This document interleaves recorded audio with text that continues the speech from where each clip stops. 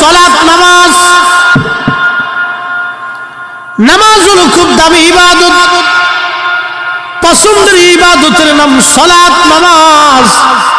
কঠিন মেহশরের মাটি আল্লাহর আরশে আল্লাহ ছাড়া কোনো ছায়া থাকবে না, ওই ব্যক্তিকে আল্লাহ ছায়া দিয়ে দিবে। যে ব্যক্তি নামাজ পড়ে মসজিদ থেকে বের হয়ে আসার পরে তার হৃদয়টা মসজিদের মধ্যে ঝুলিয়ে রেখে আসে। যে ব্যক্তি মসজিদ থেকে নামাজ পড়ে বের হয়ে আসার পরে তার হৃদয়টা মসজিদের মধ্যে ঝুলিয়ে রেখে আসে, অর্থাৎ নামাজ পড়ে বের হয়ে আসার পরে আবার অন্তরটা নামাজের জন্য উদগ্রীব থাকে, কখন আবার নামাজে যাব। এই লোকটা আরশে আল্লাহর নিচে আমার আল্লাহ তার জন্য জায়গা বরাদ্দ করে দিবে। একবার জোরে বলা যাবে কি সুবহানাল্লাহ। আল্লাহর নবী বলেন উম্মত কিয়ামতের আলামত 72টা। প্রথম নম্বর আলামত হলো আমাতুস সালাহ, আমার উম্মত নামাজ ফরজ মেনে ফেলবে, উম্মত নামাজ ছেড়ে দিবে, নামাজ ভুলে যাবে, নামাজ পড়তে চাবে না, নামাজ ছেড়ে দিবে। উম্মত নামাজ ভুলে যাবে, নামাজ সালাত সালাত সালাত। বুনিয়াল ইসলাম আলা খামসি শাহাদাতি আল্লা ইলাহা ইল্লাল্লাহু ওয়াহদাহু লা শারীকা লা ওয়া আশহাদু আন্না মুহাম্মাদান আবদুহু ওয়া রাসূলুহু ওয়া ইকামিস সালাহ ওয়া ইতাইজ যাকাত ওয়াল হজ্জি ওয়াস সাওমি রমাদান। নবীজি বললেন ইসলামের বেনা হলো 5টা, স্তম্ভ হলো 5টা। প্রথম নম্বরে কালেমা, তাওহীদের সাক্ষ্য এবং রিসালাতের সাক্ষ্য। 2 নম্বর হলো সালাত। তাওহীদের রিসালাতের সাক্ষ্যের পরে সবচেয়ে বড় ইবাদতের নাম হলো সালাত। নামাজ নামাজ নামাজ, উম্মত নামাজ ছেড়ে দিবে, নামাজ ছেড়ে দিবে, সালাত। উম্মত নামাজ ছেড়ে দিবে, ওয়ামাতুস সালাহ, উম্মত নামাজ মেরে ফেলে। সফল কাম হতে বলে আল্লাযীনা ইউমিনুনা বিল গায়ব ওয়া ইউকিমুনাস সালাহ। আপনি যদি সফল কাম হতে চান তাহলে আল্লাহ সর্বপ্রথম কোরআনে বলছেন গায়েবের উপর ঈমান আনবে, এরপরে ওয়া ইউকিমুনাস সালাহ, নামাজ প্রতিষ্ঠিত করবে। নামাজ সালাত সালাত, নামাজ প্রতিষ্ঠিত করবে উম্মত। সালাত নামাজ নামাজ নামাজ। কোন ব্যক্তি যদি সঠিক মতো নামাজ পড়ে, কিয়ামতের মাহশরের কঠিন দিনে আল্লাহ সর্বপ্রথম জিজ্ঞেস করবে বান্দা নামাজের হিসাব দিয়ে যাও। যখন আল্লাহর বান্দা নামাজের হিসাব কষে দিবে, বাকি হিসাবগুলি আল্লাহ আর তাকাবেন না, আল্লাহ ক্ষমা করে দিবে। না হয় না, আরো ধরে বলেন সুবহানাল্লাহ। শুকরিয়ার মুসলমান, সালাতের হিসাব যখন বান্দা বুঝাই দিবে, আল্লাহ পাক আর কোনো হিসাব দেখবে না, সঙ্গে সঙ্গে রব্বে কারীম মাফ করে দিবে। হা হা, সালাত নামাজ বড় দামি ইবাদত, নামাজ নামাজ বড় দামি ইবাদত, নামাজ সালাত। আল্লাহর নবী বলেন উম্মত আমার কাছে সর্বপ্রথম প্রিয় হলো সালাত, এরপরে প্রিয় হলো আমার বিবিগণ, আমাদের স্ত্রীগণ, আমার স্ত্রীগণ। আল্লাহর নবীর 11 জন বিবি ছিল, আমাদের 11 জন আম্মা জান ছিল। মতান্তরে 14 জন আম্মা জান ছিল, আমাদের 11 জন মা জননী ছিল। আল্লাহ কোরআনে বললেন আন-নাবিয়্যু আউলা বিল মুমিনিনা মিন আনফুসিহিম, আমার নবী মুমিনদের জানের চাইতে অধিক প্রিয়। একবার জোরে বলবেন কি সুবহানাল্লাহ। মুমিনের জানের চাইতে নবী প্রিয়, এটা আমরার কথা না আল্লাহর কথা? আল্লাহর কালামে বুঝি পরিবর্তন, সংযোজন, বিয়োজন এগুলি সিস্টেম আছে না, কি বলে? নাই তো। আন-নাবিয়্যু আউলা বিল মুমিনিনা মিন আনফুসিহিম, মুমিনের জীবনের চাইতে বেশি প্রিয় হলো নবী। সুবহানাল্লাহ হবে? মুমিনের জীবনের চাইতে বেশি প্রিয় হলো নবী, নবী নবী নবী। ওয়াজওয়াজুহু উম্মাহাতুহু, আর আমার নবীর বিবিগণ হলো মুমিনের মা। জোরে বলবেন কি মারহাবা। মুমিনের মা, নবীর বিবিগণ আমাদের মা, আমাদের মা, আমাদের মা, আমাদের মা, মা মা।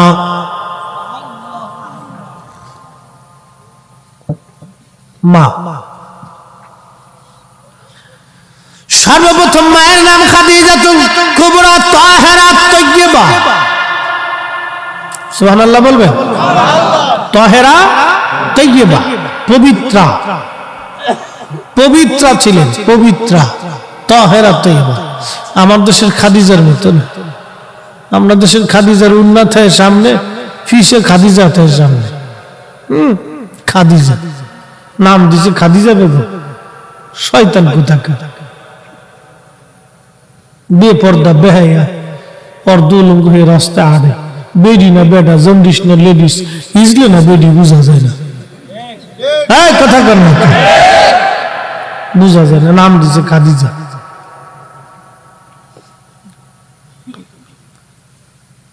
বাপের আব্বা ফ্যান কিনে দো, বাবা ফ্যান কিনে দো, দিছে ফ্যান কিনে।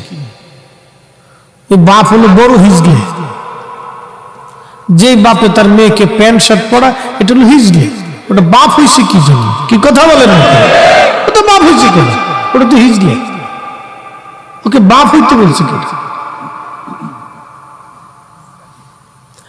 খুব মনোযোগ দিয়ে প্রিয় নবীজির পছন্দের বিবিগণ হলো পছন্দের। আল্লাহ নবী বলতেন, উম্মত আমার কাছে পছন্দ হলো আমার বিবিগণ। এর অর্থ মানে এটা না যে নবীজি নারীদের প্রতি আসক্ত ছিল, বিষয়টা এরকম না। কিন্তু নাস্তিকেরা বলে নবী বহু নারীতে আসক্ত ছিল বিদায় বহু বিবাহ করেছেন। আসলে ওদের জন্মের ভিতরে বাবা ভেজাল আছে। সন্দেহ আছে আপনাদের? আল্লাহর নবীর চরিত্রে ইজ্জতে যারা চাদর ধরে, ওদের জন্মের ভিতরে কি আছে? না, আর জোরে জোরে কর, জোরে কর, কি আছে? ভেজাল আছে, ভেজাল, ভেজাল, ভেজাল। আরে আমরা মাযহাবের ইমাম আবু হানিফা রাহিমাহুল্লাহ, মাযহাবের ইমাম, আমরা মাযহাবের ইমাম, কত বড় আলেম ছিলেন দেখে। তো একদিন উলামা ইকরাম নিয়ে বসে ফিকহি দর্স চলতেছে, ইলমের দর্স চলতেছে। তো বাচ্চা কাচ্চারা খেলাধুলা করে, তো একটা বল ছুটে এসে দর্সের মাঝখানে চলে এসেছে। সব বাচ্চারা আলেম ওলামা দেখে আর আগাইতে সাহস করে না, দূরে দাঁড়ায় গেছে। আমাদের কিছু বাচ্চা, অনেক আদমি বাচ্চা আছে না, অনেক আদমি বাচ্চা। এই যে আমার যুবক যারা আজকে মাহফিলে বসছে, কিছু গুলাপান আছে 4-5 দেশ ফেসবুক চালাইতেছে, মাইন কিছু বিড়ি টেনতেছে। এরকম পোলাপানি তো আছে, কি কথা কর না কেন? আছে না?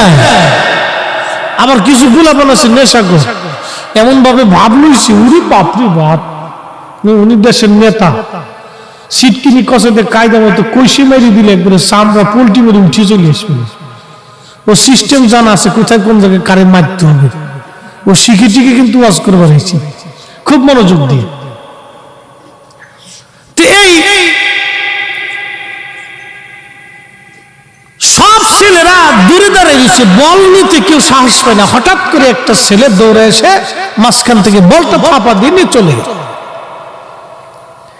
ইমামুল আজম ডেকে বললেন, এই ছেলেটা জারস।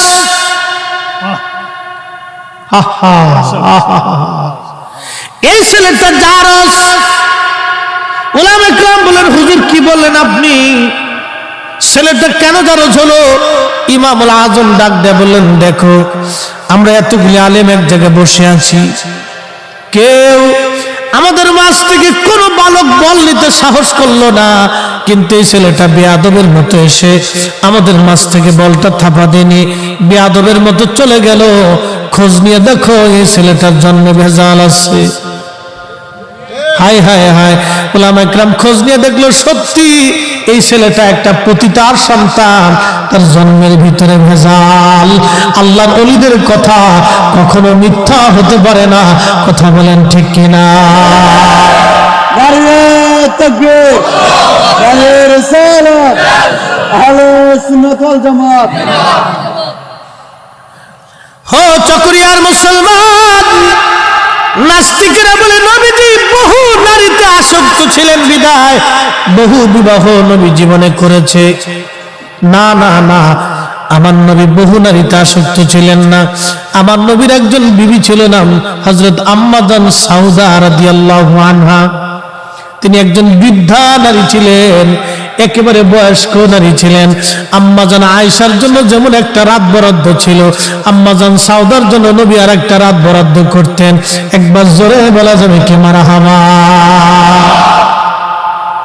একজন বৃদ্ধা নারীর কাছে একজন পুরুষের কি পাওয়ার আছে বলুন তো? একজন বুড়ি, যে নারী বৃদ্ধা হয়ে গেছে, চামড়া পর্যন্ত ঘুষিয়ে গেছে, এই নারীর কাছে একজন পুরুষ, 40 বছরের একজন পুরুষ কি আশা করতে পারে বলেন তো? বলুন না। 50 বছরের একজন পুরুষ একজন বৃদ্ধা, 70 বছরের বৃদ্ধা নারীর কাছে কি আশা করবে বলেন তো? কিন্তু তারপরেও আল্লাহর নবী আম্মা জান আয়েশার জন্য যেমন রাত বরাদ্দ, আম্মা জান সাউদার জন্য তেমন বরাদ্দ ছিল। রাসূল করিম উম্মতকে শিখিয়েছেন, উম্মত তোমার যদি দুইটি স্ত্রী থাকে, দুইজন বিবি থাকে, দুইজন বিবিকে যদি তুমি সমান চোখে না দেখো, দুইজন স্ত্রীর সাথে যদি সমান আচরণ তুমি না করো, দুইজন বিবির মধ্যে যদি ইনসাফ তুমি কায়েম না করো, তাহলে ওই উম্মতকে কিয়ামতের ময়দানে আল্লাহ রাব্বে করিম প্রতিবন্ধী করে, ল্যাংড়া খুরা বুবা বানাইয়া প্রতিবন্ধী বানাইয়া কিয়ামতের ময়দানে তার উঠানো হবে। আহা, কি কঠিন শাস্তি, একটু চিন্তা করুন তো। কোটি কোটি মানুষ দেখবে এটা ল্যাংড়া কানা খোরা, কারণ তার দুইটা স্ত্রী ছিল, সে সমান ভাবে দেখে নাই। একটারে ভালো ভালো খাবার দিছে, আর একটারে মারতে ধরে। এরকম বাংলাদেশে বহু আছে, কি কথা বলেন না কেন? আছে না? বহু আছে, বহু পুরুষ আছে দুইটি স্ত্রী বিয়ে করছে, এক স্ত্রীর খোঁজ নেয়, আর একটা সুন্দর এটি খালি ঘুরে। এগুলোর ফাইলে কায়দা মতো বাটাম সালাম দিয়ে দিত দরকার। এগুলোর হলো বাটাম সালাম দিতে হবে, নগদে বাটাম সালাম, বাকি ঝুঁকি দিয়ে লাভ নেই। হ্যাঁ, এগুলো নগদ বাটাম সালাম। বুঝতে পারছেন? ইসলাম এমন চমৎকার জীবন ব্যবস্থা। হযরত ওমর রাদিয়াল্লাহু তাআলা বাটাম সালাম দিয়ে দিতেন। বাটাম বুঝছেন? আমাদের ফরিদপুরের ভাষায় বলে বাটাম, মানে লাঠি চালা। একবারে জায়গার উপর খাড়ার উপরে লাঠি চালান দিয়ে দিলে সব সোজা হয়ে যাবে। প্রকাশ্যে লাঠি চালান, তা ইসলামিক আইন হলো প্রকাশ্যে লাঠি চালান দিয়ে দাও, সবাই মিলে দেখবে। সেনাবাহিনীর ট্রেনিং কেউ কোনোদিন দিচ্ছেন কিনা জানি না। সেনাবাহিনী যদি একজনের দোষ করে, শাস্তি সবার হয়ে যায়। ভুল করবে একজন, সারাক্ষণ এটা চালাস না বাপ, এটা ভিতরেটা চালাস না, এটা জ্বালা যন্ত্রণা। হ্যাঁ, আমার দরকার নেই আওয়াজ, এমনি বালা। এটা পলিউশন, বেশি সাউন্ডে স্নায়ুর সমস্যা হয়, ব্রেনে এফেক্ট করে, ঝামেলা আছে। আমরা বক্তাদের ব্রেন পারফেক্ট না থাকলে জ্বালা। এই জন্য আমাদের ঘুম আগে পারফেক্ট হইতে হয়, বিশ্রাম ঠিক থাকতে হয়, নাহলে ওয়াজ ডাইনেরটা বামে চলে যাবে, বামেরটা ডাইনে, পিছনেরটা সামনে, উপরেরটা নিচে যাবে, কোনো ওয়াজের তালেব ঠিক থাকে না। বুঝতে পারছেন? এটা খুব পারফেক্ট জিনিস, এটা ঠিক থাকতে হবে। খলিফাতুল মুসলিমিন হযরত ওমর বাটাম চালান মারতেন, নগদের উপর বিচার করা হতো। হযরত ওমর নগদের উপর বিচার করে দিতেন। বন্ধ করে দাও ভাই, আমার কাছে অসুবিধা বললাম। প্রিয় মুসলমানেরা, খুব মনোযোগ দিয়েন। হযরত ওমরের কথা বলছিলাম, বাটাম চালান। সেনাবাহিনীর ভিতরে ভুল যদি একজনের হয়, শাস্তি সবাইকে দেওয়া হয়। একটা কোম্পানির একজন লোকে যদি ভুল করে, শাস্তি সবাইকে দেওয়া হয়। এজন্য শাস্তি দেওয়া হয় কারণ সেনাবাহিনীর ট্রেনিং তো খুব বড় মারাত্মক। যুদ্ধের ভিতরে একজনের যদি ভুল হয়ে যায়, তাহলে পুরা ব্রিগেডটা মার খেয়ে যেতে পারে। এই জন্য সবাইকে সমান তলে শাস্তি দিয়ে দেওয়া হয়, যাতে কেউ ভুল না করে। ইসলামের শাস্তির বিধান এরকম হবে,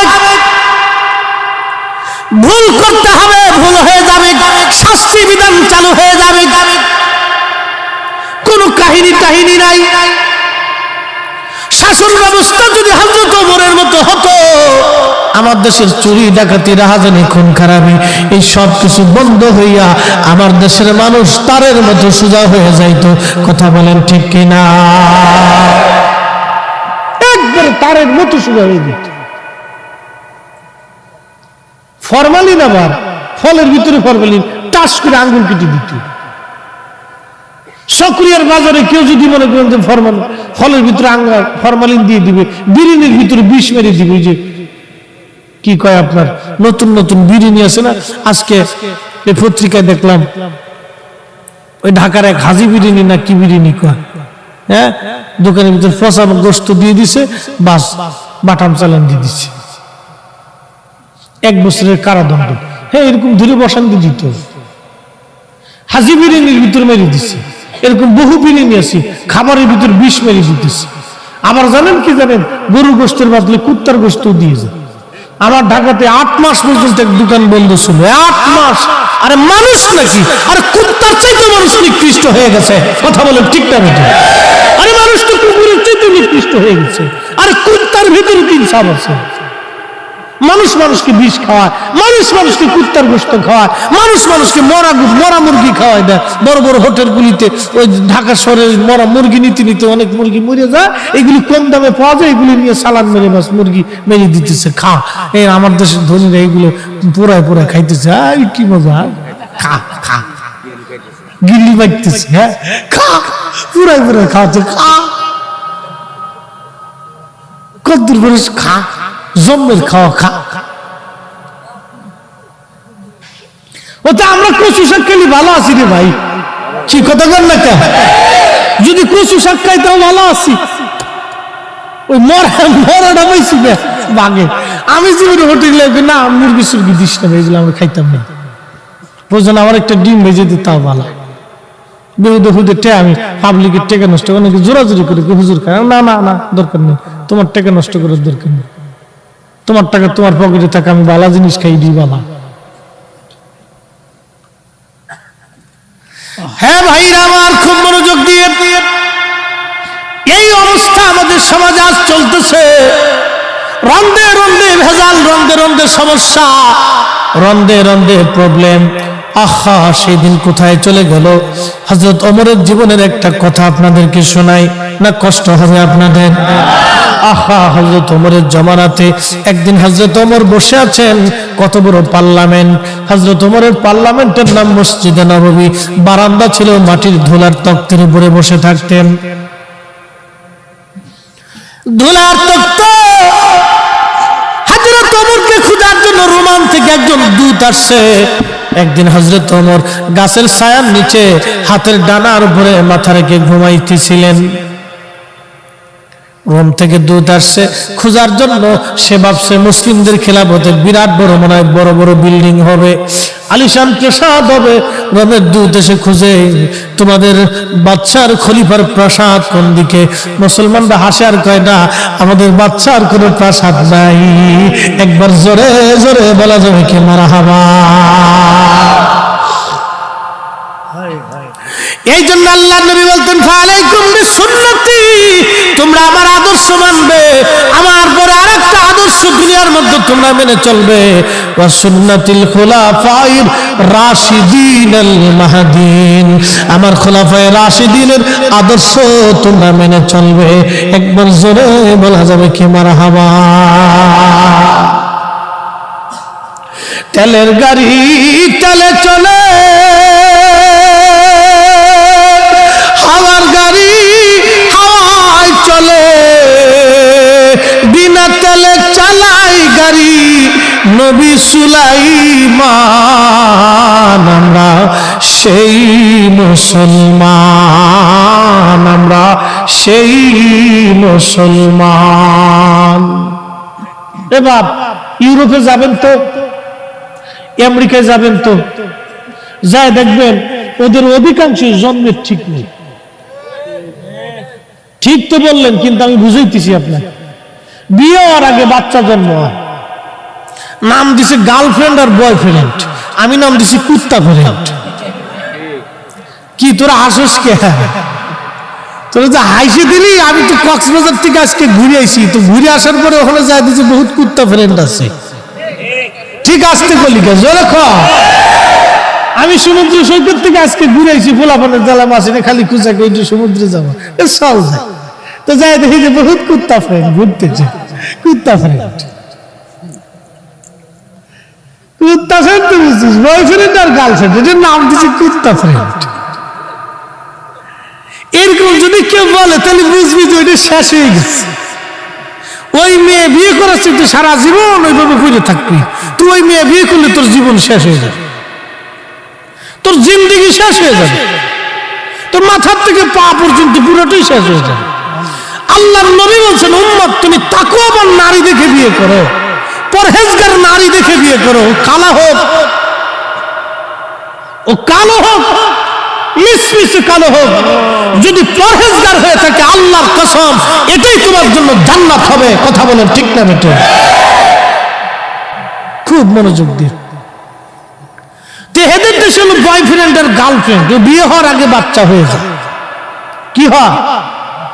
কিন্তু একটা কথা আপনাদেরকে বোঝানোর জন্য আছি, এই উন্নত বিশ্বগুলি আমেরিকা যাই বলেন না কেন, আমি একবার ভুটান গেছি, আজকের কথা না, পরে আরো 5-7 বছর আগে ভুটানে গেছি মাহফিল করার জন্য। ওই জায়গার থেকে মাহফিল করে ভুটানে গেছি আমি, আজকের গুলা না, কালকে আবার ইন্ডিয়ার ভিসা ওঠানোর জন্য যাবো, ভিসা হচ্ছে আর কি, মার্চে যাবো। তো খুব মনোযোগ দিয়ে, তো ওই ভুটানে যাওয়ার পরে দেখি সব হাফ প্যান্ট পরা রাস্তা দিয়ে বেরিয়ে হাঁটতেছে। তা আমি কি কইলে হইলেন আপনারা আমারে? তাকে হুজুর কিছু করার নাই, আপনি নিচের দিক চাইতেন, আপনাকে ধরে লয়ে যাই। কি করবো কোন, কি জ্বালার জ্বালা। এক হোটেলে ঢুকার পরে দি খালি বোতল সাজানো। আমি বললাম ওইটা কি? হুজুর এগুলো বোতল শাহ। বোতল শাহ বুঝছেন? মদ মদ মদ মদ, এতে এগুলো খায়। আমি বললাম এই হোটেলে আমি খাবো না, না খেয়ে থাকবো, তাও খাবো না। কোন মুসলিম হোটেল থাকলে আমরা নিয়ে চলে। তো সারাদিন না খাওয়ার পরে বিকেল বেলা শেষে জায়গা যাইয়া এক হোটেল ছিল মুসলিম হোটেল, যায় দেখি হযরত আলা হযরত রাহিমাহুল্লাহর নাম খুব সুন্দর করে মাজার শরীফের ছবি টবি দিয়ে একবার সাজাই ঠিক দিছে। একবার জোরে বলবেন না মারহাবা? একবার কাপটা শুনবি দেখে কলিজাটা ভরে গেল। বললাম হ্যাঁ, ওনার কাছে খাইতে। পরে উনি গরুর গোশত দিয়ে আমার খুব সুন্দর করে খাওয়াইছে। ওখানে যায় দেখে আলা হযরত, এই জোরে করলাম মারহাবা, ওখানেও যায় দেখছি। মানুষের হৃদয়টাকে তিনি এভাবেই জয় করেছিলেন। আরে রাসূলের গোলাম যারা হয়ে যায়, কুল মাখলুক তার গোলামি করে। কি কথা বলেন ঠিক কিনা? কুল মাখলুক তার হয়ে যায়। প্রিয় মুহতারাম উপস্থিতি, খুব মনোযোগ। এই ইউরোপের মানুষগুলি বিয়ে হওয়ার আগেই বাচ্চা হয়ে যায়। এখন আমার প্রশ্ন, এই ছেলেরা বড় হয়ে গেল, তাদেরকে কি লেখাপড়া দেওয়া হয় যে আমার বাংলাদেশে মুসলমানের ঘরে জন্ম নিয়া বিরিয়ানির ভিতরে পচা গোশত দেয়, মুসলমানের ঘরে জন্ম নিয়া আমার দেশে বিরিয়ানির ভিতরে সেই মেডিসিন মেরে দেয়, যা খাইলে বিরিয়ানির স্বাদ হবে কিন্তু ক্যান্সারের রোগ হবে, কিডনি পচে যাবে, লিভার নষ্ট হয়ে যাবে, ব্লাড ক্যান্সার হবে, এমন তারপরে ফরমালিন ফলের মধ্যে মেরে দেয়। আমার দেশের মুসলমানের ঘরে জন্ম নিয়া মালে কম দেয়, কিন্তু ইউরোপে জন্ম হয়ে গেল আগে, বিয়ে হওয়ার আগে জন্ম হয়ে গেল, বাপের কোনো ঠিকানা নাই, পিতৃ পরিচয় নাই, কিন্তু মালের মধ্যে ভেজাল দেয় না, খাবারে বিষ দেয় না, মালে কম দেয় না, মানুষ ঠকায় না। ওদেরকে কি শিখানো হলো আর আমরা কি শিখলাম? এবার বলেন তো, বলেন এবার। আপনি জানতো সারা ইউরোপে ঘুরেন, তো সারা ইউরোপ ঘুরে না, একটা ঠকবাজ লোক পাবেন না। যত সিটার খালি বাঙালির ভিতরে যান, সারা ইউরোপ ঘুরেন, ওদের ভিতরে একটা সিটার পাবেন, যা বলবে পারফেক্ট, গুলি মিস হবে, কথা মিস হবে, অথচ মায়ের বাপের কোনো জন্ম ঠিক নেই। জান, এই যে যায় দেখেন। এবার হলো কি আমাদের দেশে, হলো কি আমরা শিক্ষা ব্যবস্থা ছোট কাল থেকে আমরা মানুষ বানাইতে পারি না। আর একটা ছোট্ট বাচ্চার বই দিয়ে দিচ্ছে 10টা, ওই বই বাচ্চা না নিতে পারে বাচ্চার মায় কান্দি করে যায়। কি কথা কর না কেন?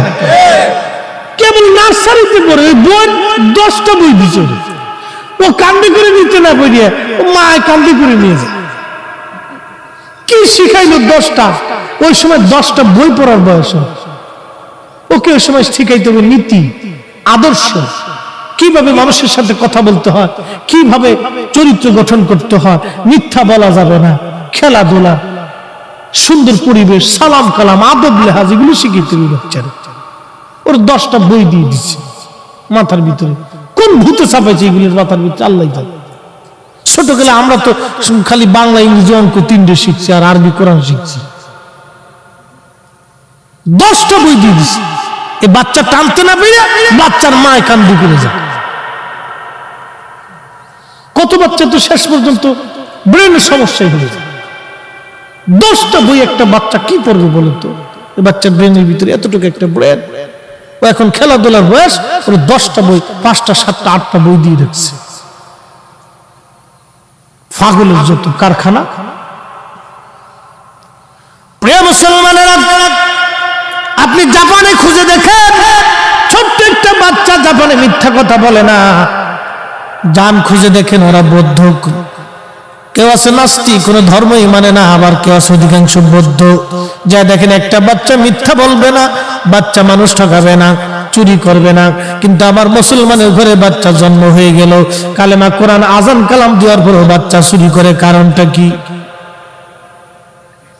ছোট্ট কাল থেকে আমরা শিখাইতে ব্যর্থ হয়েছি। আরে রাসূলুল্লাহর আদর্শ আমাদের ভিতরে নাই। আজকে নবীর আদর্শ নিয়ে গেল খ্রিস্টানেরা, নবীর আদর্শ নিয়ে গেল ইউরোপিয়ানরা, নবীর আদর্শ নিয়ে গেল চাইনিজরা। বলে হুজুর কেমন বলতেছেন আপনি? হ্যাঁ, আল্লাহর নবী বলেন, উম্মত, ঘরের মধ্যে একটা লাঠি রাখবা, তোমার সন্তানকে নামাজের জন্য পিটাবা। 10 বছর বয়স হয়ে গেলে যদি নামাজ না পড়ে, তাহলে লাঠি দিয়ে পিটাবা। আর আদবের জন্য তোমার সন্তানকে লাঠি পেটা করবা। যদি আদবওয়ালা না হয়, লাঠি পেটা করবা। পড়ার জন্য ছেলেরে বকি, নামাজের জন্য কোনোদিন বকি নাই। আরে কাজের জন্য ছেলেরে বকি, কিন্তু আদব শেখানোর জন্য কোনোদিন লাঠি পেটা করি নাই। দোষ তো সন্তানের দিয়ে লাভ নাই, দোষ হলো আমাদের। কথা বলেন ঠিক কিনা? আমাদের দোষ। ছোট্ট কাল থেকে এগুলির মানুষ বানাইতে দিবে, আমাদের দোষ। আপনি জানতো জাপানে একটা ছোট্ট ছেলে মিথ্যা বলবে, মানুষ ঠকায় না। ওরা কোটি কোটি মানুষ, শুধু পার্সেন্টেজ হিসাব করে দেখবেন 100% 99% মানুষ ঠকায় না। কিন্তু আমরা বাংলাদেশে, ভারতে, পাকিস্তানে কোটি কোটি কোটি কোটি মুসলমান খালি মুসলমানের ঘুম থেকে উঠে চিন্তা করে বাস দিন। কি কথা কর না কেন? এই অবস্থা আমাদের দেশে। অথচ হাজার হাজার ওয়াজ হইতেছে, হাজার হাজার ওয়াজ, ওয়াজেরও শেষ নেই। প্রত্যেক জুমাতে হুজুররা ওয়াজ করতেছে, তারপরে মানুষের বুঝ আসে। কেন জানেন? ছোট্ট কাল থেকে মায়ের কোল থেকে বাচ্চা শিখে আসে, বিসমিল্লাহ শিক্ষা দিতে পারে। এই জন্য আল্লাহর নবী উম্মতকে শিখাইলেন, উম্মত, ওই ছেলেটা আরশে মুআল্লার নিচে তার জায়গা বরাদ্দ হয়ে যাবে, যে ছেলেটা ছোট্টকাল থেকে নামাজে কালামে ইবাদতে বড় হয়ে ওঠে। একবার জোরে বলা যাবে কি মারহাবা? কষ্ট হইতেছে? হযরত ওমরের জীবনের একটা ঘটনা শোনাবো। এই যে শুনে দিছি, জায়গা মতো আসতেছি, সে জমানা আর এ জমানার ভিতরে কত তফাৎ, সেই সময়ের মানুষ আর এই সময়ের মানুষের মধ্যে কত তফাৎ। আজকে মুসলমানদের আদর্শ খ্রিস্টানরা নিয়ে চলে গেছে। মনে কিছু নিয়ে না, ওরা শুধু ঈমানটা নেয় নাই, ওরা শুধু ঈমানটা নেয় নাই, বাকি সব নিয়ে গেছে। ওরা ঈমান নেয় নাই, বাকি সব নিয়ে চলে গেছে। ওরা ঈমান নেয় নাই, বাকি সব নিয়ে গেছে। খুব মনোযোগ দিয়ে হযরত ওমর রাদিয়াল্লাহু আনহু বসে আছেন। হযরত ওমর বসা, এমন সময় ধুলার তক্তে, কি একটা তক্ত, কত বড় বাদশা, সারা পৃথিবীর অর্ধেক জাহানের খলিফা হযরত ওমর, যার নাম শোনার পরে রোম বাদশারা পর্যন্ত থরথর করে কাঁপতেন যে না, পৃথিবীর সবার সাথে যুদ্ধ করা যাবে, হযরত ওমরের সাথে যুদ্ধ করা যাবে না। পার্সিয়ান সাম্রাজ্য, রোম সাম্রাজ্যের বড় বড় রাজারা থরথর করে কাঁপতেন যে না, হযরত ওমরের সাথে যুদ্ধ করা যাবে না। ও মুসলমান, গভীর মনোযোগ। তার একটা বাদশাহী পার্লামেন্ট ছিল। এই পার্লামেন্টের নাম মসজিদে নববী। তিনি যেখানে বসতেন মসজিদে নববীর বারান্দা, আর যে আসনে বসতেন সে আসনের নাম হলো মাটির আসন।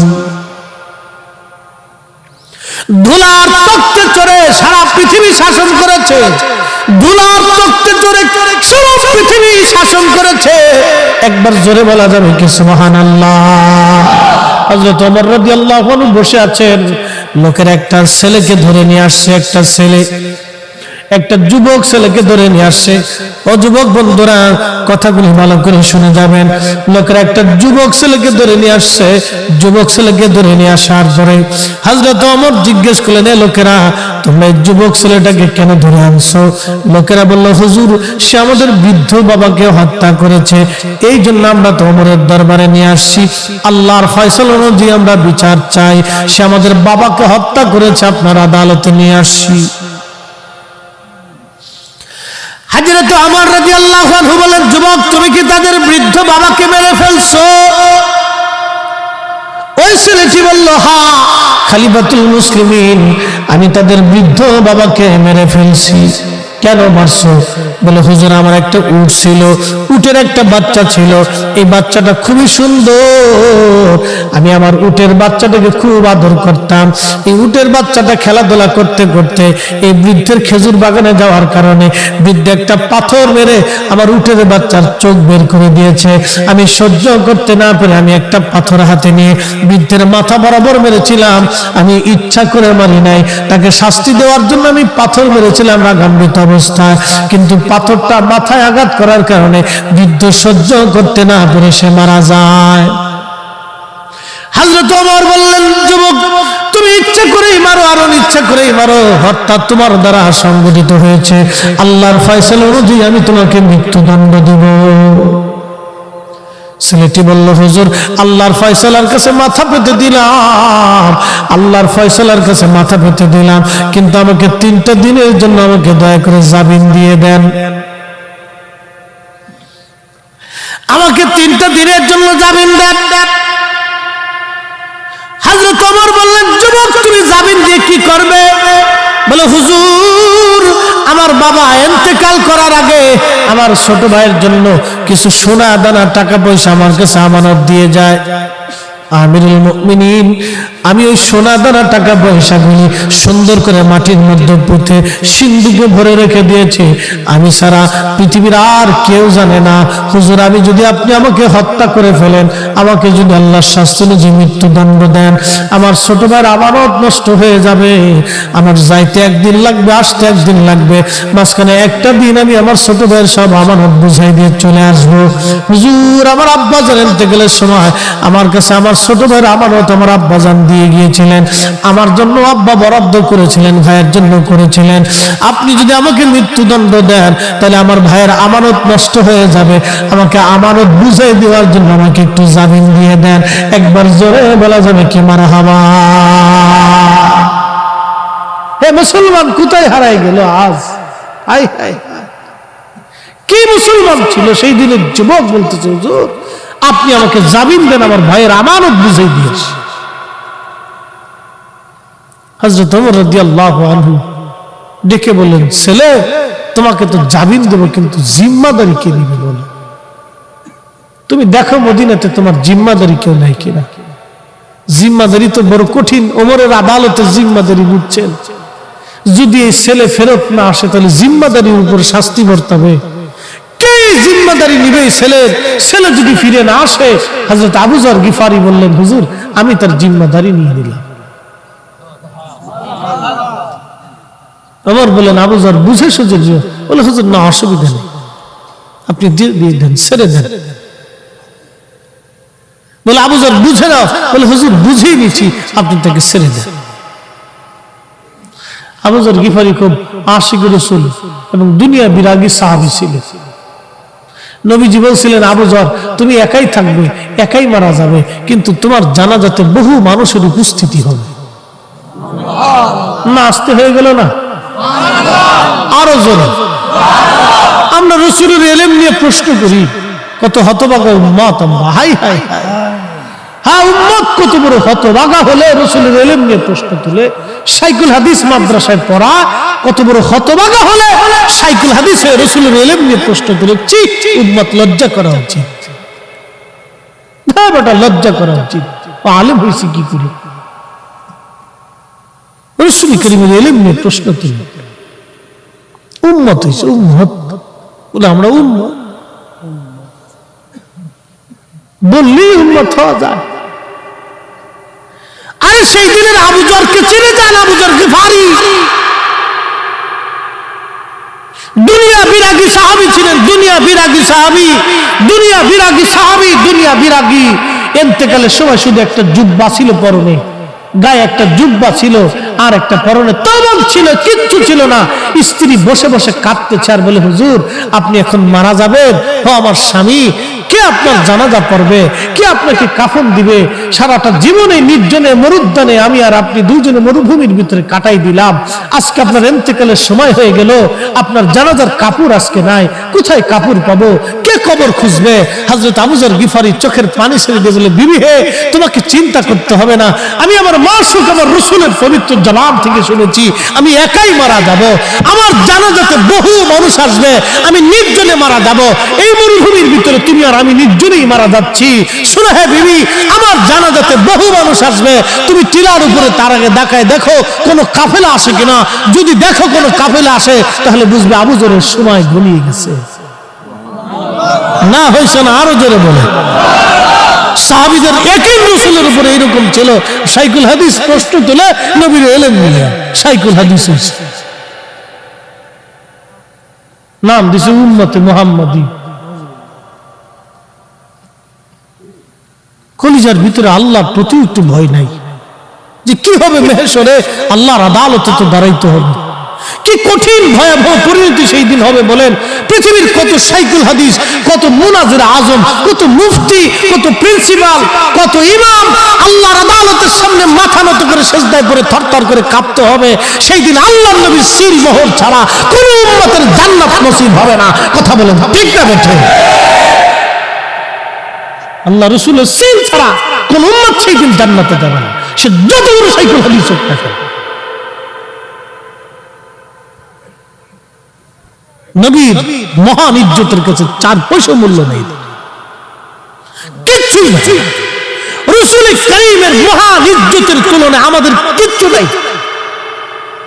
কিছুই নাই, কিছুই নাই, কিছুই নাই। নাম দিছে আমি শাইখুল হাদিস। তুমি শাইখুল হাদিস তাতে কি হয়েছে বেটা? রাসূল কারীমের জুতা মোবারকের সাথে যে ধুলা লেগেছিল, এই ধুলার সাথে ধুলা, ধুলার সাথে ধুলা, তারও কোটি বিলিয়ন কোটি ভাগ করার পরে একটা ছোট্ট অনু অংশ এক পাল্লায় দিলে, তোমার আমার মতো কোটি কোটি বক্তার শাইখুল হাদিস উম্মত আর এক পাল্লায় দিলে নবীর কদম মোবারকের ধুলা ওজনের সমান হবে না। কথা বলুন ঠিক না বেটা? উম্মতের একই নিভাবে হতে হবে, আবু যর গিফারিদের মতো। হযরত আবু যর গিফারি রাদিয়াল্লাহু আনহুর বিবি টিলার উপরে তাকায় দেখলেন একটা বণিক দল আসে। নেমে এসে বললেন, স্বামী আমার, একটা বণিক দল আসতেছে। আবু যর বললেন, বিবি রে, সময় আমার শেষ। রাসূল বলেছে আমার জানাজায় বহু মানুষ আসবে। সুবহানাল্লাহ, কি হবে? রাসূল বলেছে আমার জানাজায় বহু মানুষ আসবে, অতএব আজকে এখনই আমার সময়, বিদায়ের পালা এসে গেছে। বিবি ক্ষমা করে দিও, সারাটা জীবন তুমি আমার সঙ্গে নিঃস্ব নিঃসন বলে একাকী নির্জনে কাটাইছো, খেয়ে না খেয়ে দুইজনে আমি কাটিয়েছি। আহা, রাসূলের দুনিয়া বিরাগী সাহাবী ছিলেন হযরত আবু যর। আবু যর রাদিয়াল্লাহু আনহু দুনিয়া বিরাগী একজন সাহাবী ছিলেন। ইন্তেকালের সময় তার কাফনের কাপড় দেওয়ার মতো কিচ্ছু ছিল না। সাহাবীদের জীবনের দিকে তাকাইলে, আমাদের দিকে তাকাইলে সাতা মুসলমানই মনে হয়। সাহাবায়ে কেরামের জীবনের দিকে তাকায় আমাদের জীবনের দিকে তাকাইলে মুসলমানই মনে হয় না।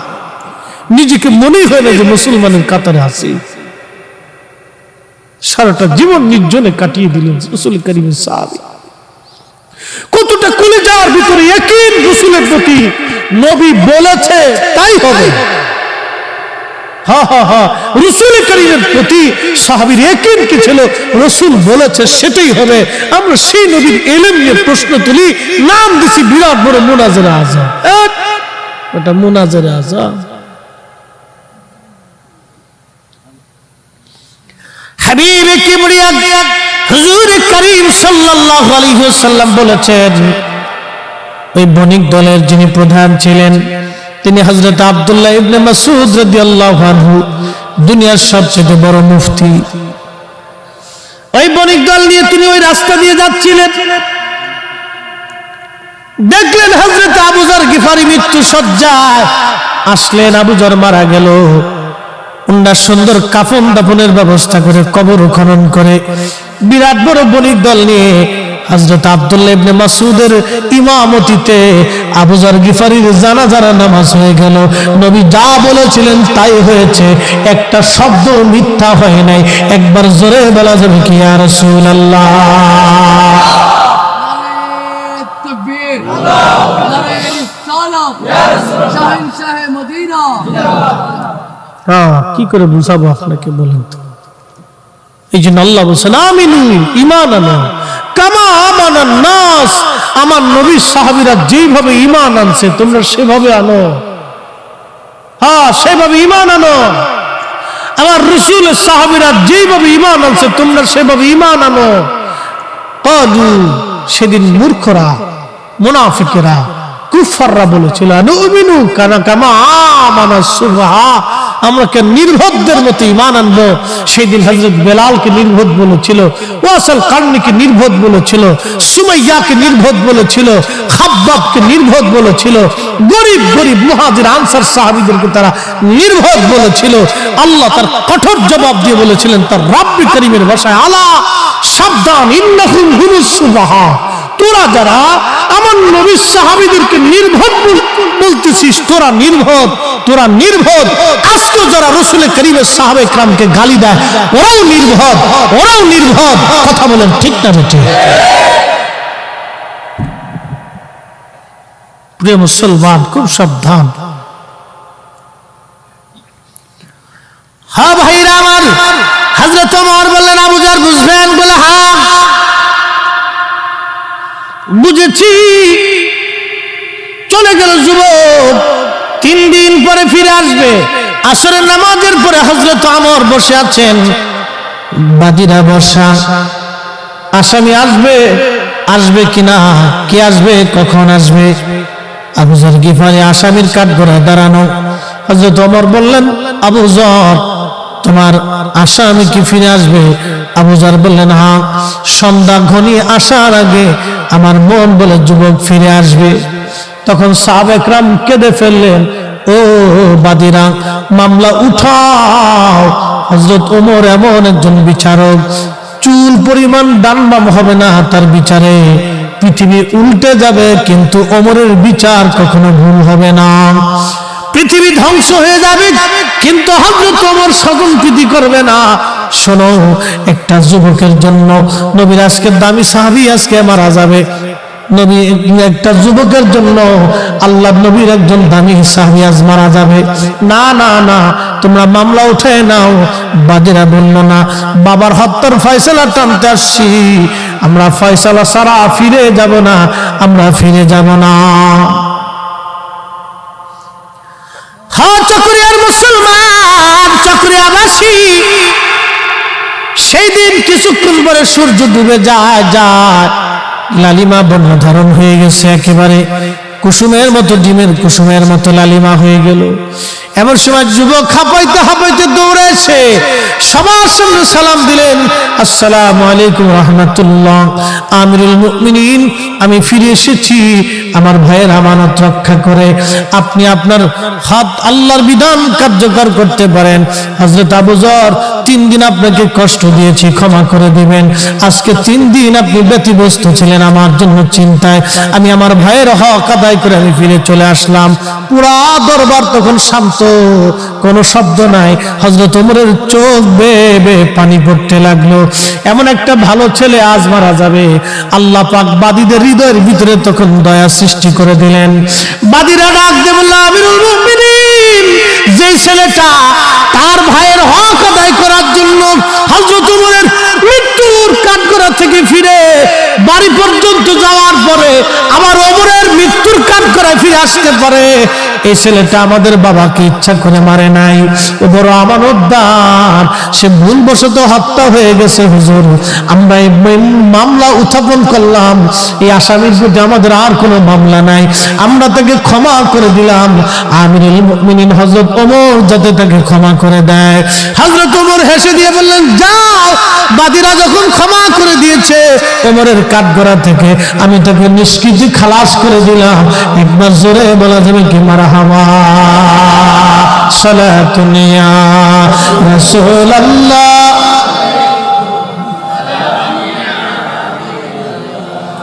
সালাতুন ইয়া রাসূলুল্লাহ, খবর লয়া রাসূলুল্লাহ, খবর লও মেরে মাওলা মেরে আকা, খবর লও সালাতুন ইয়া রাসূলুল্লাহ আলাইকুম, সালামুন ইয়া হাবিবাল্লাহ আলাইকুম। ও মুসলমান, এটা ছিল হযরত ওমরের আমলের মুসলমান, সেই দিনের মুসলমান, এই দিনের মুসলমান। কেমন তার পিতা, কেমন তার সন্তান, যে ছোট ভাইয়ের আমানত সেদিন সে মারে নাই, ছোট ভাইয়ের হক সেই দিন মারে নাই। আমরাও মুসলমান, তারাও মুসলমান, আমরাও মুসলমান, তারাও মুসলমান, আমরাও মুসলমান, তারাও মুসলমান। আজকে আমাদের হলো কি, বড় ভাই ছোট ভাই মারামারি হয়, ঝগড়া হয়, কিলিকিলি হয়, গুতাগুতি হয়, মামলা হামলা হয়, কোর্ট আদালত হয়, জমি জমা নিয়ে ঝগড়া ফাসাদ হয়, অথচ 100 টাকা নিয়ে যাওয়ার সুযোগ নেই, 100 টাকা নিয়ে যাওয়ার সুযোগ নেই। জমি জমা নিয়ে খুন খারাপি হয়, মারামারি হয়, কাটাকাটি হয়। চকরিয়ার মুসলমান, কাকে ওয়াজ শোনাবো, রন্দে রন্দে সমস্যা। আল্লাহ আল্লাহ, যারা ওয়াজ শুনে, যারা ওয়াজ শুনে না বাজান, যাদের ভিতরে ভেজাল আছে অধিকাংশ তারা ওয়াজ শুনে না, ওয়াজে তারা আসে না, ওয়াজে তারা বসে না। কি কথা বলেন, ঠিক না বেঠে? নেশাখোর, সোর বাটপার, সিটার বাটপার মাহফিলে আসে না। কি কথা কর, সিটার বাটপার এগুলি মাহফিলে আসেও না, বসো। তুমি ওয়াজ শোনাবো কারে বলেন? এরকম 2-3টি সিটার বাটপার যদি এসে বসতো, তুমি এখানে বুঝাইছো যে আমরা একটু পথে আনতে পারতাম, ঠিক কিনা? সিটার বাটপার এগুলি আসে না, ওরা চিন্তা করে আমরা তো এমনি সিটে, ভালো জায়গা আমরা যাওয়ার দরকার নেই, এই জন্য আসে না। মনে কিছু নিয়েন না, কথা যাহা বলি সুস্পষ্ট বলার চেষ্টা করি, বাকি যদি করে লাভ নেই। চকরিয়ার মুসলমান মাইকের আওয়াজ বহু দূরে যায়, এই এলাকার ভিতরে হাজার হাজার মুসলমান, সবাই কিন্তু আজকে আসলো না। সবাই যদি আসতো তাহলে অবশ্যই আজকে এখান থেকে কিছু নিয়ে তারা বাড়ি পর্যন্ত যেতে পারত। বাজার হোক, সেদিনের মুসলমান কি দামি মুসলমান ছিল। হযরত ওমরের কথা বললাম, একটা ছোট্ট ঘটনা থেকে আপনাদেরকে বুঝাইলাম সেদিনের মুসলমান কত দামি মুসলমান ছিল। ও ভাইরা আমার, আল্লাহর নবী বলেন, উম্মত আমার কাছে 3টা জিনিস প্রিয়। 1 নম্বরে নামাজ, 2 নম্বরে আমার বিবিগণ, 3 নম্বর সুগন্ধি। একবার জোরে কন্যা মারহাবা। 2 নম্বরে বিবিগণ। তাহলে স্ত্রীদের সঙ্গে কি আচরণ ভালো হবে না খারাপ হবে? কেমন ভালো হবে জানেননি? আল্লাহর নবী বলেন, উম্মত তোমার স্ত্রীর সঙ্গে যদি তোমার ঝগড়া হয় তাহলে কথা বন্ধ করে দাও, তারপরে যদি না হয় তাহলে বিছানার সজ্জা আলাদা করে দাও, যদি তারপরেও তোমার স্ত্রী সোজা না হয় তাহলে মুরব্বীদেরকে ডেকে নিয়ে এসে একটা সমাধান করে ফেলাও। ধাপ 3টা, তারপর গায়ে হাত দেওয়া যাবে না। প্রথম নাম্বার, কথা বন্ধ করো। যদি তোমার স্ত্রী তারপরেও সোজা না হয় তারপরে তুমি তার সাথে বিছানা আলাদা করে দাও। যদি তারপরে সোজা না হয় মুরব্বীদেরকে ডেকে এনে ঝামেলা পাকা, অর্থাৎ ঝামেলা মীমাংসা করে দাও, তারপরেও ঝামেলা করবে না। যদি তারপরেও মারতে হয় এরপর একটা তুলার লাঠি বানাইয়া তোমার স্ত্রীর গায়ে ফিরাইবা। তুলার লাঠি আইসে তো দিলে একটু তুলার লাঠি তো ফিটে দিচ্ছে, কি মজা লাগে। বউ দেখুন গরু গোস্ত রাখতে খাওয়াই দিচ্ছে, যাক পাওয়া গেছে একটা তুলার লাঠি। আর ইসলাম কত সুন্দর জীবন ব্যবস্থা। স্ত্রীর গায়ে হাত দিতে নবী কেন নিষেধ করলেন জানেন কি? বিবিরা, মেয়েরা আমাদের অধীনস্থ, আল্লাহ তাদেরকে আমাদের অধীনস্থ করে দিয়েছেন। হা হা, স্ত্রীদেরকে আল্লাহ আমাদের অধীনস্থ করে দিয়েছেন। তারা আমাদের অধীনস্থ, আমাদের চোখের আনন্দ দেয়, মনের আনন্দ দেয়, আমাদের জীবনের আনন্দ দেয়, আমাদের সুখে দুঃখে ডানে সামনে পিছনে থাকে। কি কথা বলেন না কেন, ঠিক কিনা? চোখের আনন্দ দেয়, মনের আনন্দ দেয়, আপনার ডানে বামে সামনে পিছনে সুখে দুঃখে আপনার পাশে থাকে। এই জন্য স্ত্রী আপনার অধীনস্থ। অধীনস্থদেরকে আল্লাহ নবীজি মারতে অনুমতি দেয় নাই, ভালোবাসতে অনুমতি দিয়েছে। আর ইসলাম কত চমৎকার জীবন ব্যবস্থা, আল্লাহ নবীর সুন্নাত কত চমৎকার জীবন ব্যবস্থা। এই জন্য নবী উম্মতকে শিখাই দিয়ে বলেন, উম্মত আমার কাছে সবচাইতে প্রিয় আমার বিবিগণ, যাতে উম্মতের কাছে স্ত্রীগণ প্রিয় থাকে, স্ত্রীর সাথে ঝগড়া ফাসাদ না করে, ঝামেলা না করে, উম্মত যাতে সুখে থাকে। 1450 বছর আগে নবী শিখাই দিয়ে গেলেন। হাই হাই, এই জন্য আমরা নবীর উম্মত। উম্মত শব্দের অর্থ হলো অনুসারী, অনুসারী, অনুসারী। কিন্তু দুঃখের বিষয় হলো আমরা অনুসারী হয়ে বুঝলাম না। আল্লাহ নবী বলেন, সুগন্ধি আমার প্রিয়, উম্মতে বিড়ি টানে। কষ্ট নিয়েন না, কিন্তু চট্টগ্রামে এটা আইব ধরে না, চট্টগ্রামে এটা দোষ ধরে না। আল্লাহ রাসূলের কাছে প্রিয় হলো সুগন্ধি। সুগন্ধি, সুগন্ধি লাগাবেন, সুগন্ধি। এটা আল্লাহ রাসূলের কাছে খুব প্রিয় ছিল। একসাথে বলা যাবে মারহাবা। আমাদের দেশে বুকে হাত বেঁধে নামাজ পড়ে এক দল আছে না, এদের এক মৌলবী ওয়াজ করছেন, নবীজি আমাদের মতো মানুষ ছিলেন বিদায় নবীজির মুখ থেকে দুর্গন্ধ আসতো। হ্যাঁ না, কুত্তা তো আরো ভালো। আমি বলতেছি, আমাদের এই দক্ষিণবঙ্গে এক হুজুর ওয়াজ করতো, আগার পাড়া হাসি দিলি কইলে দাঁড়া, আগার পাড়া বেগার খাসি তোলালো, তবু পাড়ার ভবো খাসলাত না গেল। তার মানে বুঝেন নাই? বুঝাই দিছি, পাড়া চিনছেন তো, যে এটা তুলায় না, এটা কিন্তু গালি টানি না, কিন্তু এর যতই সাবান আর শ্যাম্পু দেন ওর শরীর থেকে দুর্গন্ধ আসে। কি কথা ঠিক কিনা? ওর যতই শ্যাম্পু দিয়ে আপনি গোসল করেন ওর শরীর থেকে দুর্গন্ধ আসবে। আর ওর যত তুলান, বিসি ফেলাই দেন না কেন, ওই পাড়ার যে বিসি আছে এটা ফেলানোর পরে দেখবেন যে আগে যে এটা ভবো খাসলা ছিল, ওর চরিত্র আসছিল এরকম বদ চরিত্র। এই বদ চরিত্রের নাম হলো ইফটিজি। আমার দেশে এরকম কিছু পাড়া পোলাপন আছে, সুন্দরী মেয়ে দেখলে খালি উত্তক্ত করে। কথা কোন না আসে না নি না? বাংলাদেশ সরকারের জন্য একটা আইন পাস করছে, একবারে সুন্দর কাজ করছে, বাটাম চালান নগদের উপর। প্রধানমন্ত্রীকে ধন্যবাদ দিতে হয় কাজের জন্য। বাটাম চালান একবারে নগদের উপর। হ্যাঁ ঠিকই তো, বাটাম চালান না দিলে আপনার বোন, আপনার স্ত্রী, আপনার মেয়ে রাস্তা দিয়ে হাঁটবে, আসে ফিট চালান দিবে। এটা কি মগের মূল্যক দেশটা? কি 30 লক্ষ মানুষের জীবনের বিনিময়ে এটা স্বাধীন হয়েছে, আমার মেয়ে রাস্তা দিয়ে স্বাধীন মতো চলতে পারবে না, তোর জন্য বাটাম চালান নগদের উপর মেরে দিতে হবে। কি কথা বলেন, ঠিক না বেটে?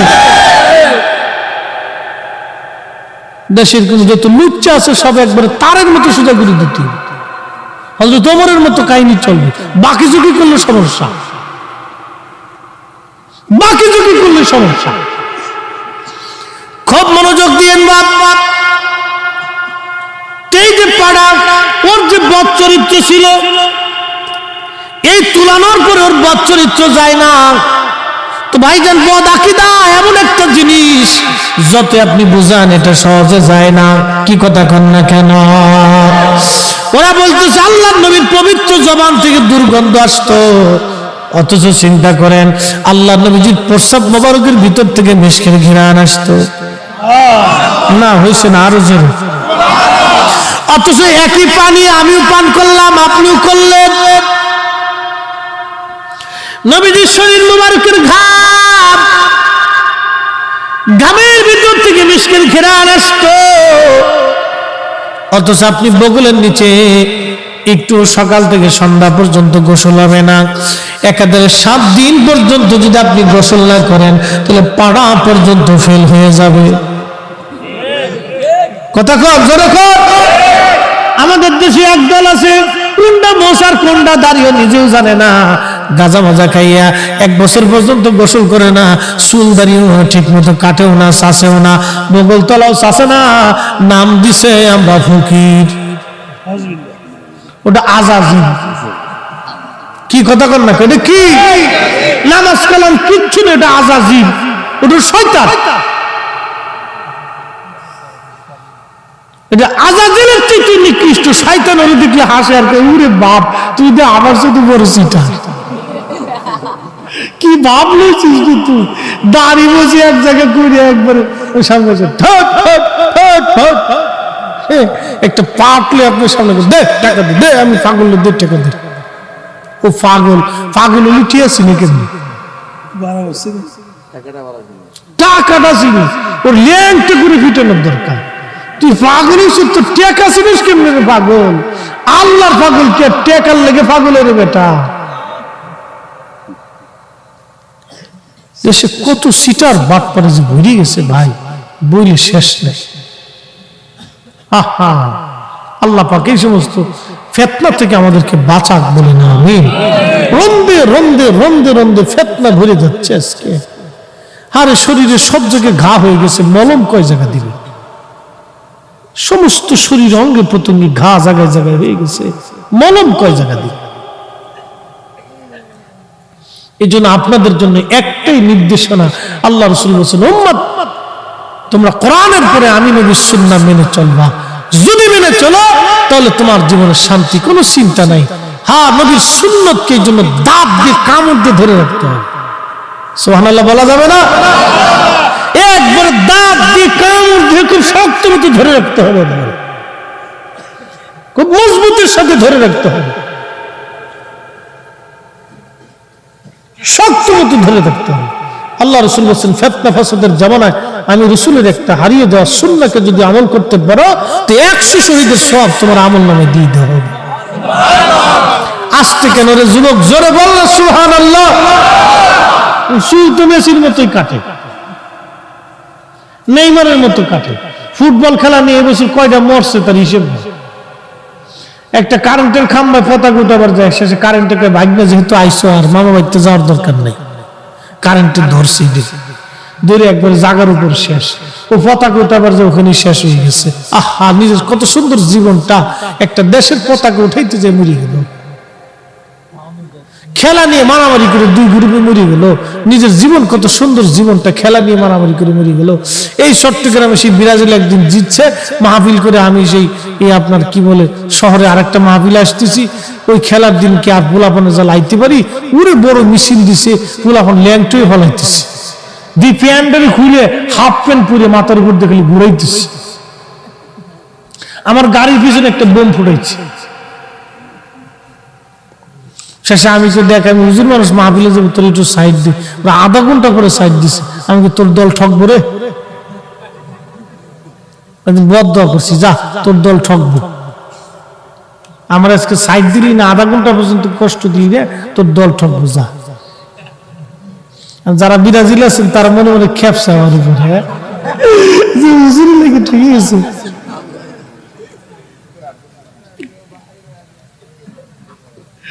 আমি কোন দলে না, যেটা জিতবো এটার দলে সুজাইছে। এই সমস্ত আমি যে দল চল নিয়ে এগুলো নিয়ে মাথায় টেনশন বাড়ানোর কোন দরকার আছে? কতটি গোমের সুদ খেয়েছি, তো ঘুমাইছি ঠগার পরে। আল্লাহ রাসূল বলে, আল মারু মা মান হাব্বা, তুমি যারে ভালোবাসো তার সাথে তোমার হাসর নাসর হবে। এই জন্য আমরা আল্লাহর ওলিদেরকে ভালোবাসি। কথা বলেন ঠিক না বেঠে? ওলিদেরকে ভালোবাসি, ওলিদের সাথে আমাদের হাসর নাসর হবে, ওলিদের সাথে আমাদের হাসর নাসর হবে। ও বাবা মুসলমান, খুব মনোযোগ দিয়ে যান। আল্লাহ নবী বলেন 3 নাম্বার আমার কাছে প্রিয় হলো সুগন্ধি। সুগন্ধি আমার কাছে প্রিয়, সুগন্ধি আমার কাছে প্রিয়, সুগন্ধি। এই জন্য আপনারা সুগন্ধি ব্যবহার করবেন। আতর আল্লাহ নবীর কাছে এটা খুব প্রিয়। শুধু সুগন্ধি হলেই হবে না, আপনাকে সবসময় পবিত্র থাকা লাগবে, অজু হালতে থাকা লাগবে, অজু পবিত্রতা অর্জন করা লাগবে আপনার। হযরত আবু বকর বলেন, ইয়া রাসূলুল্লাহ, আমার কাছে 3টা জিনিস প্রিয়। নবীজি বললেন, কি বলো? আবু বকর বলেন, ইয়া রাসূলুল্লাহ, আপনার পবিত্র নূরানী চেহারা মোবারকের দিকে তাকায় থাকা আমার কাছে প্রিয়। একবার জোরে বলা যাবে কি মারহাবা? আমি জানি প্রেমে পাগল সে তো মদিনা, প্রেমানলে পুরে মরি, প্রেমানলে পুরে মরি, ওহে রব্বানা। আমি জানি প্রেমে পাগল সে তো মদিনা। সালাতুন ইয়া রাসূলুল্লাহ আলাইকুম সালামুন ইয়া, সালাতুন ইয়া রাসূলুল্লাহ আলাইকুম সালামুন ইয়া হাবিবাল্লাহ আলাই। ও ভাইরা আমার, সাহাবায়ে কেরামের আদর্শ আমাদের নিতে হবে, নবীজির আদর্শ নেওয়া লাগবে। এজন্য যদি শান্তি পেতে চান, আল্লাহর নবীর সুন্নাত ছাড়া বিকল্প কোনো রাস্তা নাই। আছে? কোনো রাস্তা নাই। নবীর আদর্শ খুঁটে খুঁটে খুঁটে খুঁটে আমাদের মধ্যে নিতে হবে। আমাদের ছোট ছোট বাচ্চাদেরকে নবীর আদর্শ শিখাইতে হবে, আমাদের মেয়েদেরকে নবীর আদর্শ শিখাইতে হবে, আমাদের স্ত্রীদেরকে নবীর আদর্শ শিখানো লাগবে। এই জন্য আমি আমার যুবক বন্ধুদেরকে বলবো, বন্ধু, বিয়ে করার দিন থেকে সুন্নত পালন শুরু হবে। বলে, হুজুর কোনটা? বিয়ে করতে যাবেন সুন্নত তরিকায়, বউ নিয়ে আসবেন সুন্নত তরিকায়, বিয়ে হবে সুন্নত তরিকায়। 1 নম্বরে যৌতুক হারাম। যৌতুক কি? চট্টগ্রামে আরাম,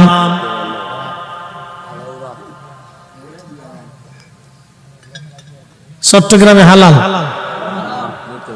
জোরে কোন, চট্টগ্রামে হালাল না হারাম? কুত্তার গোশত, শুয়োরের গোশত, ওই সুদের টাকার গরুর গোশত, ঘুষের টাকার গরুর গোশত, যৌতুকের টাকার গরুর গোশত, এই তো সারছে না কামে বাপ। মনে কিছু নিয়ে না, পায়খানাকে পায়খানাই বলতে হবে, পেশাবকে পেশাব বলতে হবে, পেশাবকে শরবত বললে হবে না বাপ। আমি ফরিদ হিসাব মুতলে শরবত হবে না, কি বলেন? হ্যাঁ, আর আপনি মুতি দিলে এটা হারাম হবে না? কি হারাম হারামই থাকবে বাপ। শুয়োরের গোশত যেরকম হারাম, কুত্তার গোশত যেরকম হারাম, সুদের টাকা ঘুষের টাকা যেরকম গরুর গোশত একই রকম হারাম, যৌতুকের টাকার গরুর গোশত একই রকমই হারাম। ঠিক আসতে কেন জোরে বলে? জীবনের নিয়ত করবেন, বিয়ে করবেন, 1 টাকা যৌতুক দিবেন। এই খয়রাতি ব্যবসা যেন না হয়। এটা হলো ফকিরনির ব্যবসা, সবচেয়ে নিকৃষ্ট ব্যবসা এটা। পুরুষ পুরুষের মতো থাকতে হবে, পুরুষ বেড়া বেড়ার মতো থাকতে হবে। কি কথা বলেন, ঠিক না বেটা? বেড়া বেড়ার মতো থাকতে হবে। বিয়ে করবেন, শ্বশুর বাড়ির সম্পত্তির দিকে লোভ থাকবে কেন? এই ছোটল কি ব্যবসা কি জন্য থাকবে? এগুলোর জন্য না থাকে।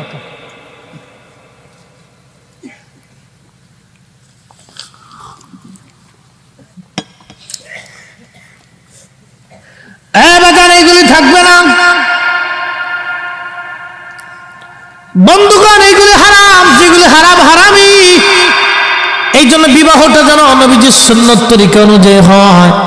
বিয়েটা যেন মসজিদের মধ্যে পড়ানো হয়, পড়ানোর পরে খেজুর যাতে ছিটানো হয়, খেজুর যাতে সবাইকে দেওয়া হয়।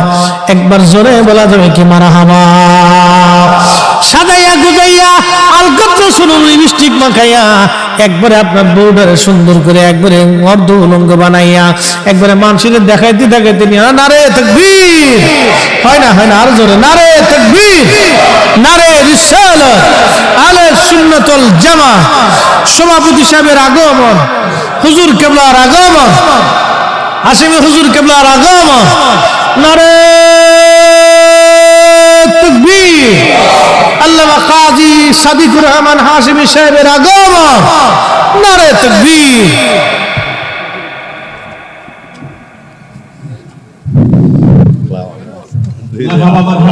আপনি কেমন আছেন? আমাদের মাঝে উপস্থিত হয়েছেন আজকের মাহফিলের সম্মানিত সভাপতি, পীরে তরিকত, রাহনুমায়ে শরীয়ত, জানশিনা আমিনে মিল্লাত, খলিফায়ে দরবারে আলা হযরত হযরতুল হাজ আল্লামা শাহ সুফি কাজী সাদিকুর রহমান হাশিমি মাদ্দাদিল্লাহুল আলী, সভাপতি আঞ্জুমান আশিকান মুস্তাফা সাল্লাল্লাহু আলাইহি ওয়াসাল্লাম বাংলাদেশ, শাহজালাল হোসেন আলামিন হাশিমি দরবার শরীফ চট্টগ্রাম। আমি হুজুর কেবলাকে আজকের মাহফিলের সভাপতির আসন অলঙ্কৃত করার জন্য মাহফিল কমিটির পক্ষ থেকে বিনীতভাবে অনুরোধ করছি।